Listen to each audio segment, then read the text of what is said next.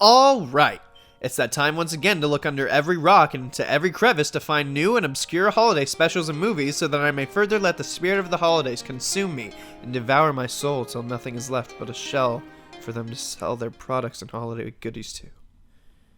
However, this time I'm here to talk about one that you actually might remember. Rudolph's Shiny New Year. I'm not so sure how well known or obscure this special is exactly, but I know it used to get pretty frequent airtime on the ABC Family Christmas runs I used to watch as a kid all the time. Are they still a thing? ABC Family? Freeform? The fuck is this nonsense? Anyways, this is one of the many holiday specials created by the Rankin Bass Group, founded by Sirs Arthur Rankin Jr. and Jules Bass in September of 1960. You may know them from their much more well-known specials such as Rudolph the Red-Nosed Reindeer, Frosty the Snowman, Santa Claus is Coming to Town, and that old-school Hobbit movie I saw quite a few times as a very young lad. Now, this specific gem that I'm here to talk about today premiered on ABC all the way back in December 10th of 1976. The special apparently starts 1 year after the events of Rudolph the Red-Nosed Reindeer, and good old Saint Nick gets a letter from his supposed good friend, Father Time. Why, it's from Father Time. My old friend. Don't question it. Anyway, Santa is informed that the baby New Year is missing, and if he isn't retrieved, then time will, well, not stop, but here's how they explain it. This time, there may not be another year to follow. Happy, the baby New Year is missing. Yeah, that. So Santa, in all his wisdom, can't think of how he can help out with this horrible storm in the way, until he has something of an epiphany.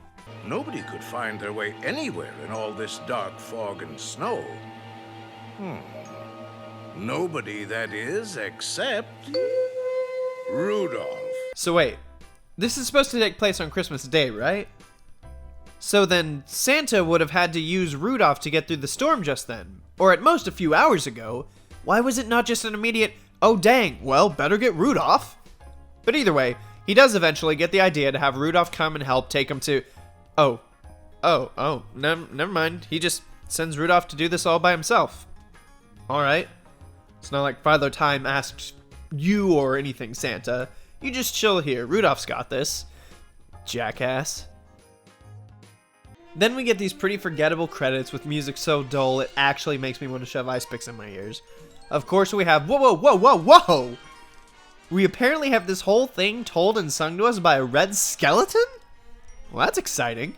Billy Richards, who of course voiced Rudolph for all the Rankin Bass stuff from 1964 to 1979. Then we have, whoa! No way! Don Messick? The original Scooby-Doo himself? Bitchin'! And then, another red skeleton? Or maybe it's the same red skeleton as a baby bear. Cool? Anyways, now's when we finally meet. Ugh! Why is it that these things always looked so less creepy to me as a child?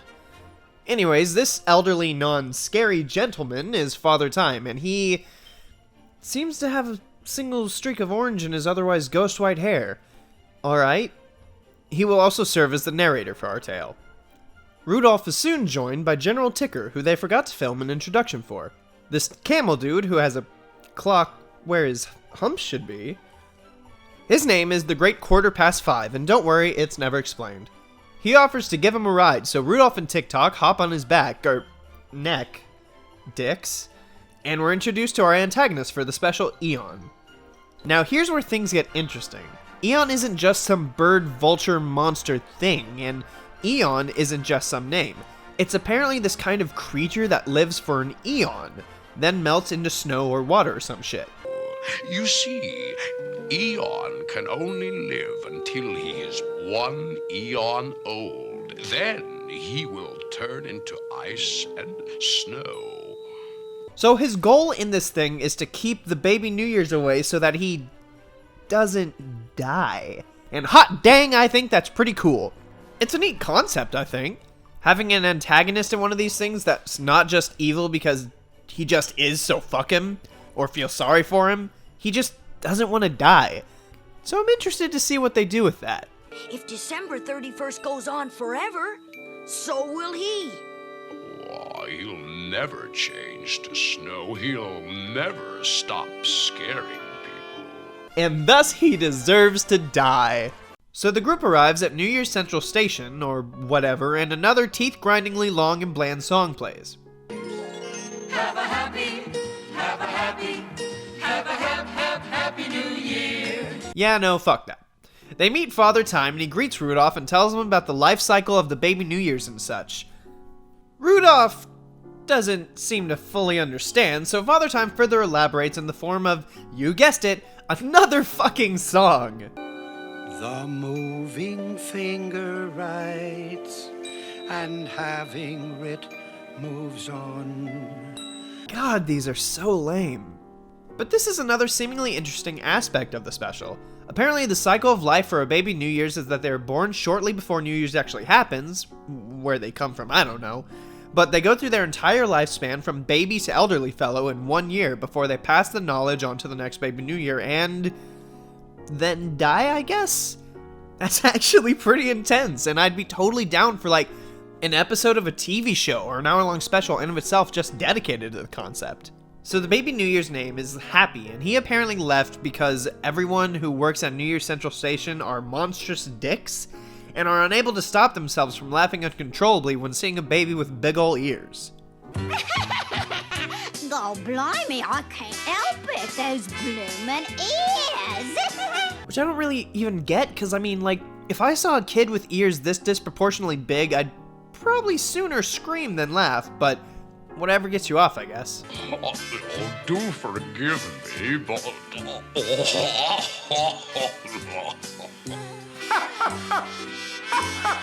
Dude! Court!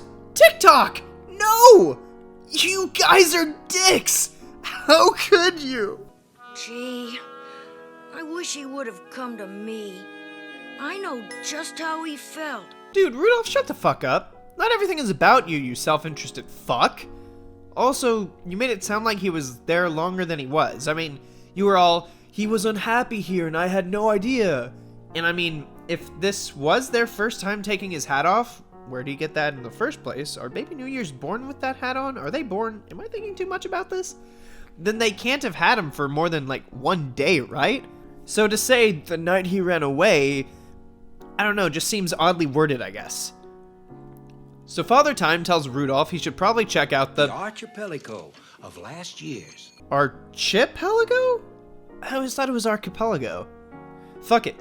Dude told him to check out the archipelago of last year because Happy's nanny, whose name is so dumb I'm only acknowledging it to say I'm not going to acknowledge it, said it was something he'd been really raring to see. But, hold up, wait, how would she know this? He's a baby. Little guy can't speak. Unless they taught him about them, and I guess he just looked happy or giggled or shat himself or something when they were discussing that. Wait, so this wasn't the first day they had... When the old year's time is done, he retires to the archipelago and selects an island. And the island becomes his alone. Time stands still. Damn, son, this lore is deep. Also, I guess they don't die? Okay. So basically, they are born, they go through their entire life cycle pretty much in a year, then they retire to these islands to live out their eternity as an old-ass dude? What the... I just have so many questions. So wait, there are literal thousands of islands, one for every year that's passed, and you're going to search every island, Rudolph? Okay. So I need to get this straight. If Rudolph failed to bring Happy back in time for the New Year's, would time freeze for all of the universe? Would it only keep going in this weird other plane of living that Rudolph and the gang seem to be in right now? Would the world just keep reliving the same day over and over again? Or would the years just go on as December 32nd, 33rd, etc.?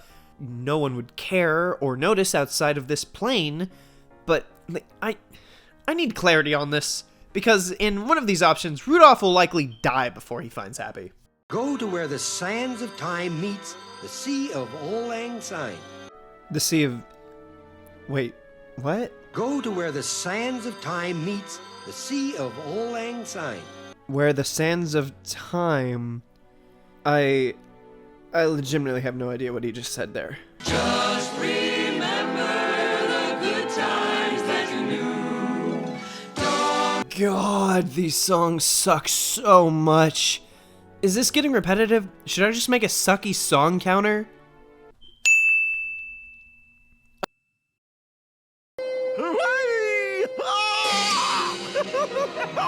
Oh hey! I legitimately forgot about this guy.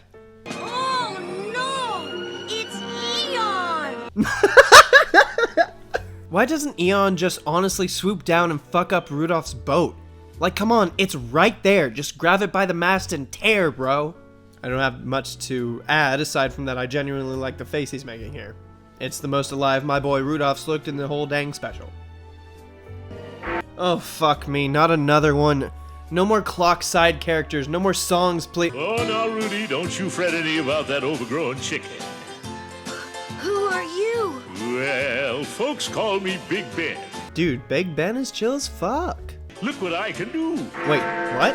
No. Climb What? inside. Stop. Wait. It's what? safe in What can there. you do? Hello? I'm confused. And run, What did you say? and run. Huh? I asked if you were comfortable. Kind of hard to talk with your mouth full. Yeah. Oh, sure, Big Ben. But maybe I'd better ride on top. Okay, suit yourself. What the fuck was all that about? Now, our most complex antagonist and our most chill of protagonists come face to face in a confrontation too epic for words to do justice. Just watch. You're a bad bird, Eon. I get chills every time. Yes, even Eon the Terrible was no match for Big Ben. Wait, what? When did he get that nickname? You're just making this up, aren't you? Whatever. So they get rid of Eon and float off and check some islands before finally arriving at 1 million BC, where Rudolph confines in the fathered time of 1 million BC. I'm looking for Happy, the baby New Year. What if I don't find him in time? Wait, but... that possibility never really dawned on you till just this moment? You said you'd be willing to check millions of islands since we're now including BC, and it just never occurred to you that this quest might end in failure? It's raining sunshine. It's raining sunshine. Listen, dude, I appreciate you trying to cheer him up and all, but, like, we really don't have time for this. Well, you did it. His brain finally melted. Well, I guess that's another one to add to the list. A chorus of dinosaurs. Okay, that's pretty amazing.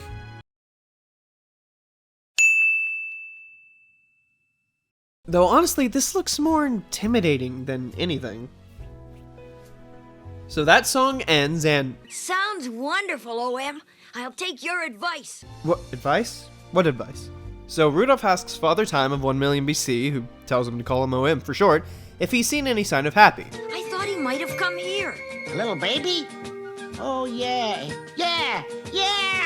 Dude, chill the fuck out. Heartbroken and misunderstanding the laughter of his new friends, little Happy made himself a boat out of a giant conch shell and sailed off, running away once more. First off, no, he was not misunderstanding the laughter.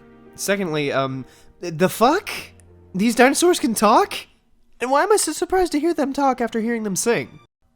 So OM decides to help out in Rudolph's pursuit of Happy, and they arrive on the island of year 1023, where all of the fairy tales that we know of apparently originated from. Yeah, sure, whatever. Along with meeting Sir 1023 himself, where we find out that someone is a bit of a potty mouth. But comest thou with me? Comest. I have no idea what this dude is actually trying to say, but that caught me off guard the first time I heard it, let me tell you. Comest thou with me, researchers? Clang, clang, clang.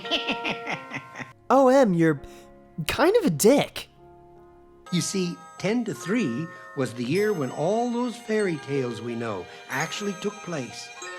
What a wonderful world we live in when we live in the world of make-believe.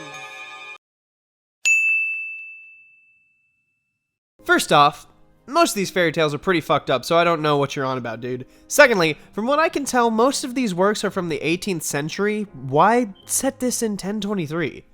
It all just seems so random. So while these three cheeseheads are dicking around looking for Happy, the little tyke finds himself plumb in the middle of the tale of Goldilocks and the Three Bears.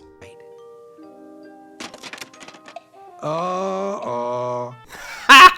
As expected, the kid goes upstairs to fall asleep in Baby Bear's bed. Speaking of which...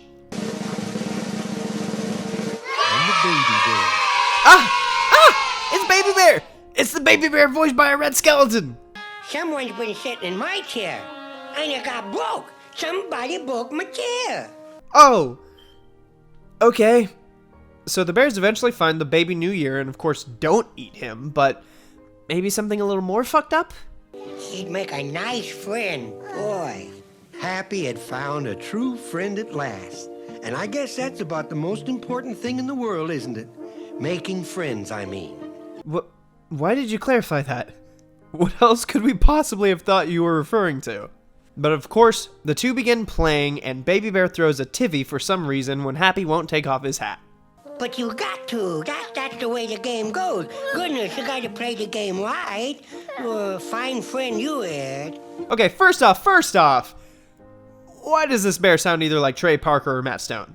Secondly, dude, fuck off? Why is everyone in this world such a massive cunt? Well, Happy didn't want to lose his friend, and he realized that when you play a game, you have to follow the rules.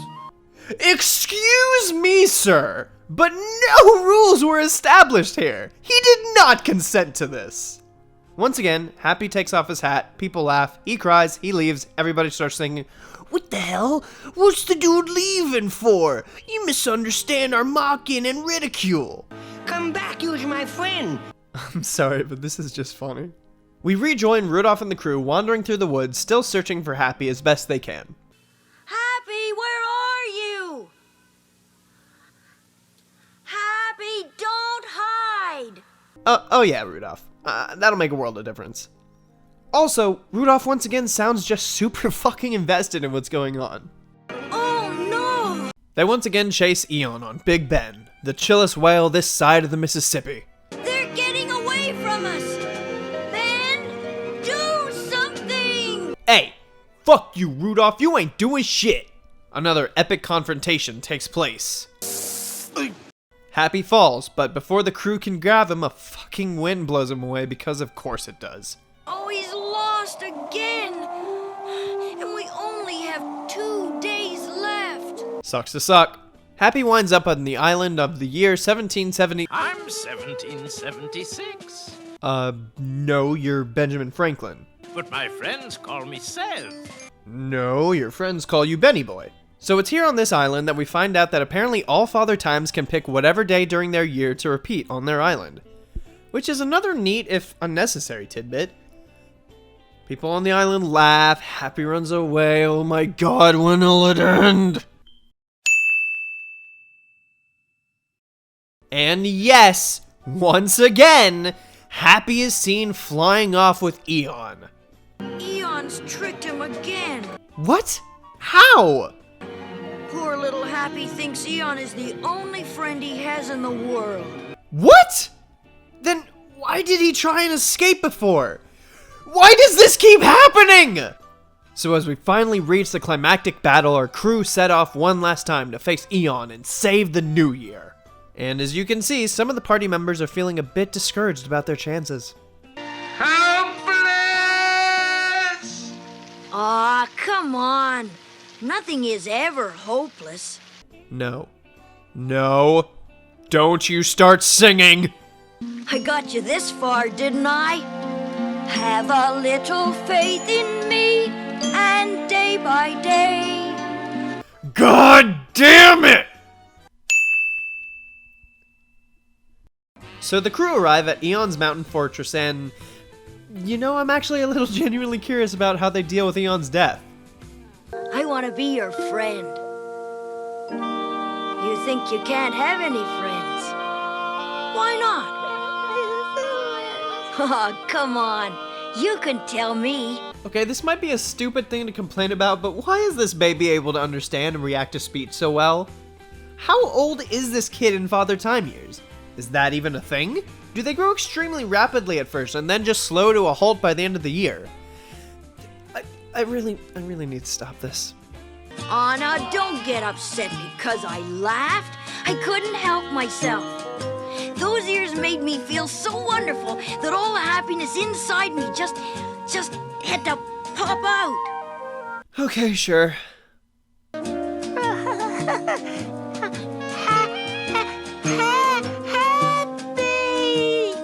This is the dumbest thing. So Eon sees Rudolph try and steal Happy away when suddenly...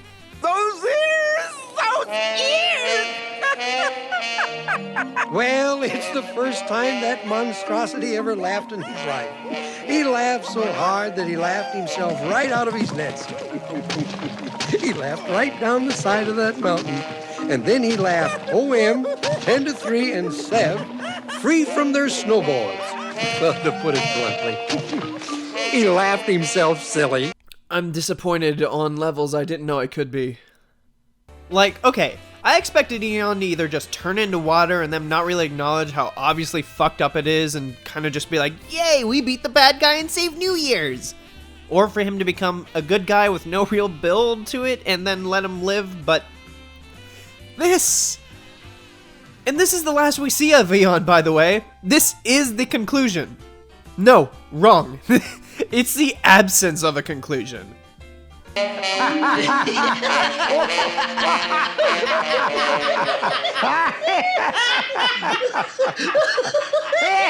Kill me now. So we find out that there's like no time to get baby New Year's to New Year's Central Station until... Bong.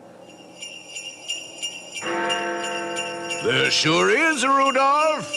Santa! Hell yeah! About time he did something. If I can travel all over the world in one night, I ought to be able to get you to Father Time in a few bongs. Santa, shut the fuck up and drive! So of course the crew get back safely and everything ends happily ever after... Wait, what? What's OM 1023 and 1776 doing here? Shouldn't they go home? Well, that ended rather suddenly. God, this whole thing felt so anticlimactic. And thus concludes the grand tale of how Rudolph the Red-Nosed Reindeer saved New Year's. Boy, was this weird. Like, I remember this feeling different from the usual Christmas specials, but this was just absolutely bizarre. I think what makes the weird shit so interesting is that it seems to be an original idea from what I can tell. Like, I get the whole cycle of the baby New Year's and all that. Makes enough sense to me. But what about Eon? Was he a singular entity, or are these types of creatures common in this world? But even then, at least they addressed Eon. What about all those random animals with clocks in their bodies? Honestly though, this isn't really something I'd call entertainingly bad unless you have a sufficient amount of alcohol and friends who enjoy riffing on this shit. Otherwise, it's kind of a slog. None of the characters are interesting or really even fun or enjoyable for that matter. It has some interesting ideas, but as I mentioned, it doesn't really do anything with them. Hell, half the time it barely even acknowledges them. The villain's weak and forgettable like most antagonists from these Rankin Bass specials, the claymation is as shoddy as most any of them, and the musical numbers are goddamn horrendous. I'd say check it out just once if you remember it enough to care at all, otherwise just skip it. Hey guys, thanks for watching. If you liked it, be sure to stick around. I have another video planned for early to mid-February, and who knows, if I get that done early, maybe I'll make something small between then and now. No promises though. Anyways, I'll see you when I see ya, and have a Merry Christmas and a Happy New Year.